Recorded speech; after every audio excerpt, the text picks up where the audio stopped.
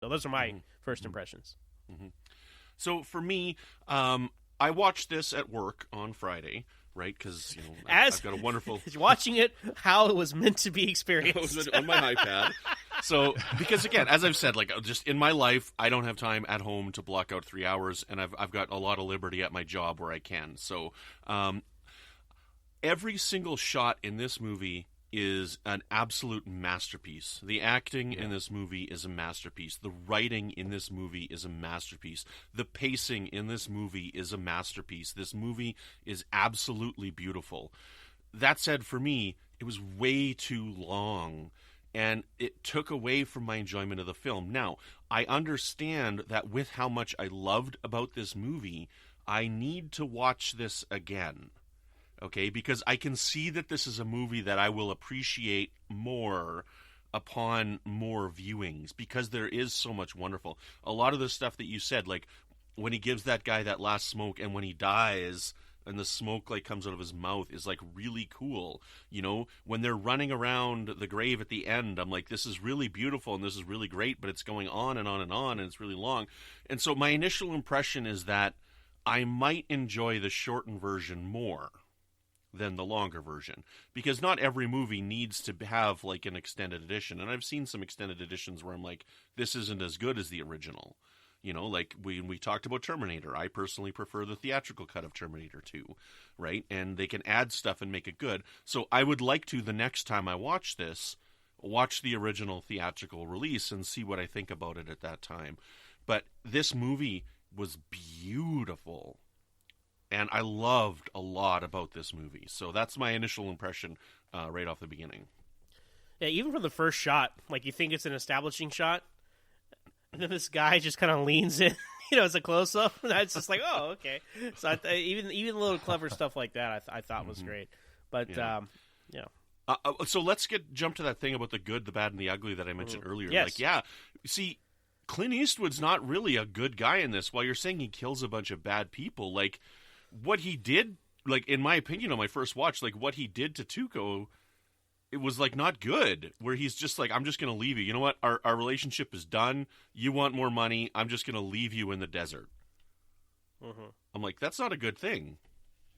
Yeah, I think you're absolutely right. It's almost like the good should be in quotation marks, but I think it's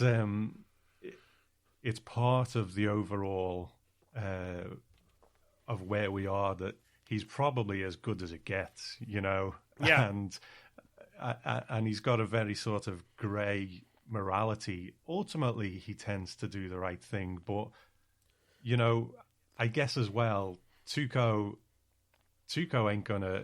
will double cross you in a heartbeat as well, and it's probably just about who gets there first. Mm-hmm. See, but I didn't get the impression that Tuco would be like that until after that. Like, they had this relationship set up, which is fine, where they're like turning him in for the bounty and then saving him and running so that the bounty can keep going up. Like, they've got this. It's a little bit of a criminal thing, but they're working together. Tuco is a horrible criminal.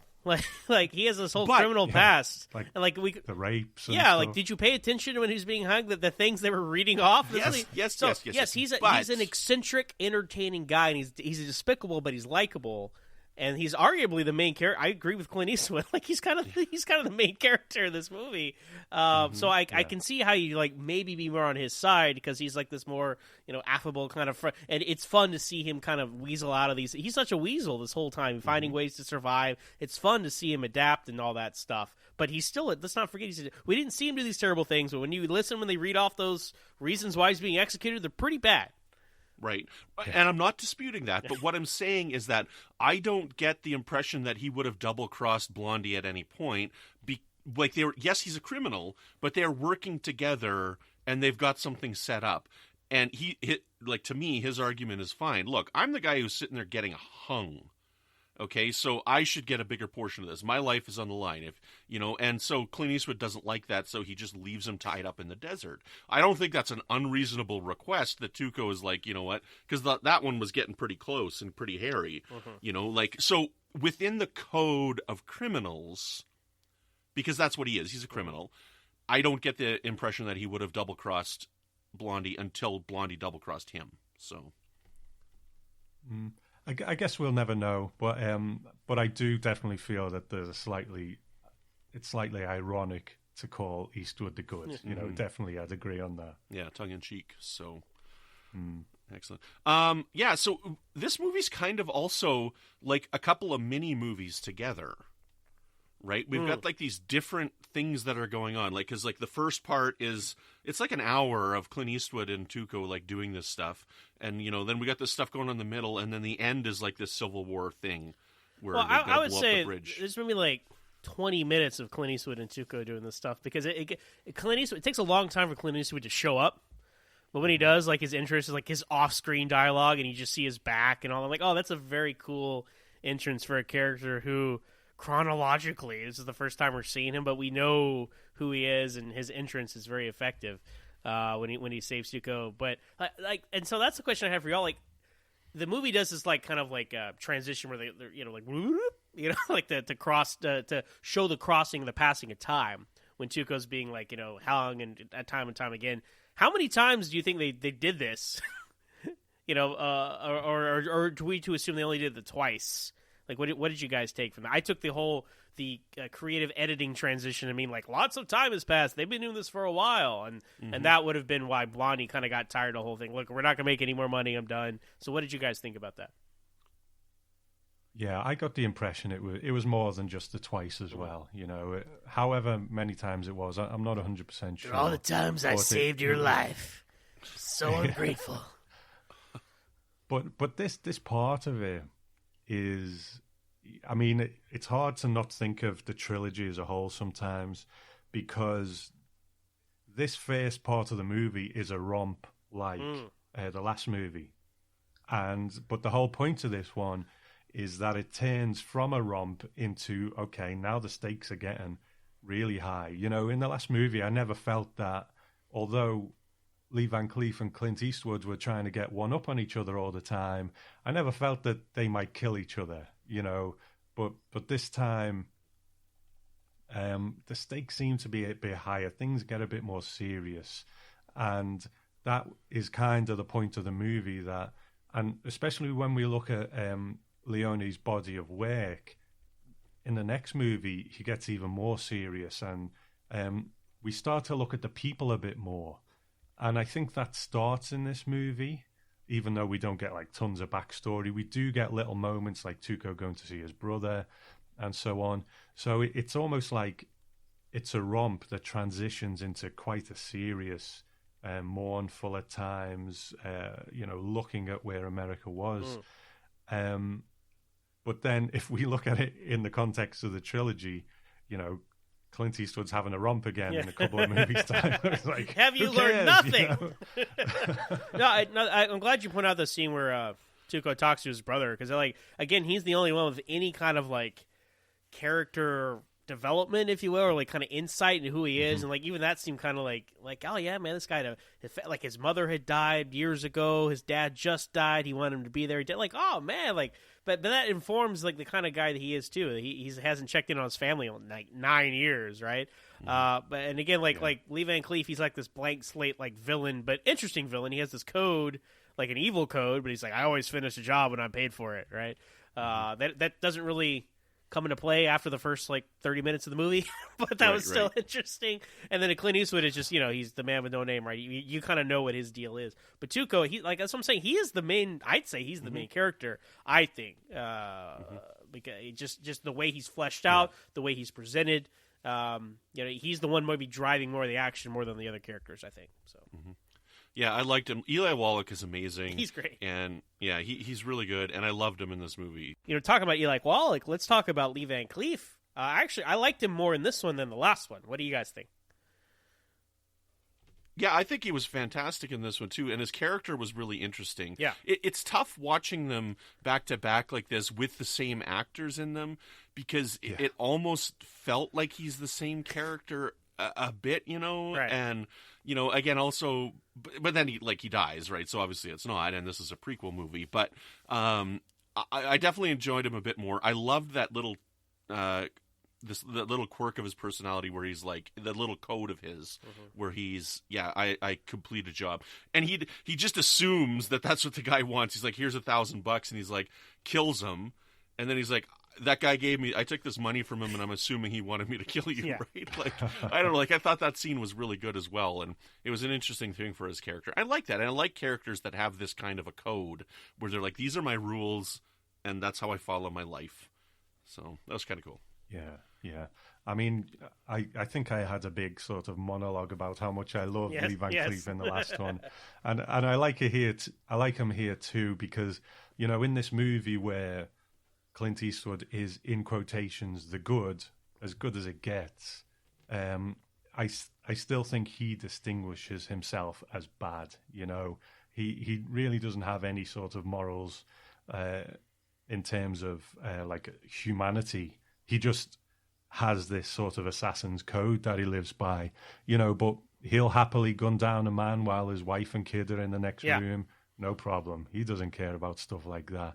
And then later on when he's sitting there just so casual while the big guy is just beating the crap out of Tuco, and if you watch what Lee Van Cleef is doing, he's sitting there smoking his pipe like, this is just a Tuesday, this is no big deal to me. I just love what he does. And that's the difference. Like Tuco, right? He's a despicable character, but he's very likable, right? Very eccentric, right? Angelized here. Despicable character, not likable, right? I mean, like at all. Like you said, like the first scene that he shows up at, establishes all you need to know about him. He kills this guy sitting at a table, right? While his wife and kid are in the next room, and he kills. I thought he killed the kid for a second, but I was like, "Oh no, that's just some other farmhand, I guess, that works at the house." I think it was his older kid, not the young one. Okay, so well, it's even badder for the bad. But yeah, that whole scene there, I think Tarantino is very influenced by Sergio Leone. I think that scene reminded me very much of Inglourious Basterds, the beginning where Christoph Waltz shows up and they're talking and that kind of thing, because there's no dialogue. They're sitting across, very intense eating scenes in this movie, usually with Angel Eyes, Lee Van Cleef's character, just sitting there staring at each other, who's going to break first, right? And then, of course, the torture scene of Tuco when Lee Van Cleef's just having a nice smoke. So, absolutely. I liked him a lot more in this film. I thought it just gave him more, to work with, and like he was a cool alternate bounty hunter foil for the Man with No Name in the last one. With this one, he was like a really driving force of the action. He had his own kind of he really had his own plot for like the first half of the movie, until the two plots kind of converge midway through. So yeah. Now the thing that it really does kind of interest me about this. I mean, you and I, Brandon, did a podcast once that was about like a Civil War soldier, and we didn't have a clue about, which side did what, what they were fighting for. And to be honest, I still don't have much of a clue about the Civil War. But I just wanted to ask what you guys thought of this. Does this take the movie? Does this part make the movie too long? Because you could conceivably potentially really cut down this Civil War stuff if you didn't want it in there. Do you know what I mean? I'm fine with it because I love the bridge scene. That at times Blondie and Tuco will really kind of bond on something, and like the bridge scene, and I really like that. But I wanted to see what you guys think of it. So that was a scene that I did want to talk about, because I'm like, I don't know why they're blowing this up. I don't know why they care. I didn't understand the motivation for them getting involved with that at the time, because I believe that scene didn't need to be there. On itself, again, it was beautiful, it was interesting, it was fascinating, it was tense, but I'm like, why do they care? Why are they getting involved? What did I miss? Well, they needed to blow it up for the fighting to stop. They need to get across the river, and like if we blow up this bridge, their assumption was everybody will like, oh well, we can't fight here anymore. I agree with you all. I think there were certain like, all right, we're on the road, we're almost get to the goal, and then something would happen. Like, oh, we ran into some Confederate soldiers, ran into some Union soldiers, right? It's like and other than like the wardrobe change, like if you really wanted to, I see what you're saying, Tom. You could just edit them like, all right, we're almost there. And then, have Tuco kind of run away from Volante and get there first, and you can really cut out that entire part. Because at that point, I did kind of start to feel the length of the movie. At that point, I'm like, wait a minute. There's like 45 minutes left. They're almost there. What could possibly happen to them? And then they have this little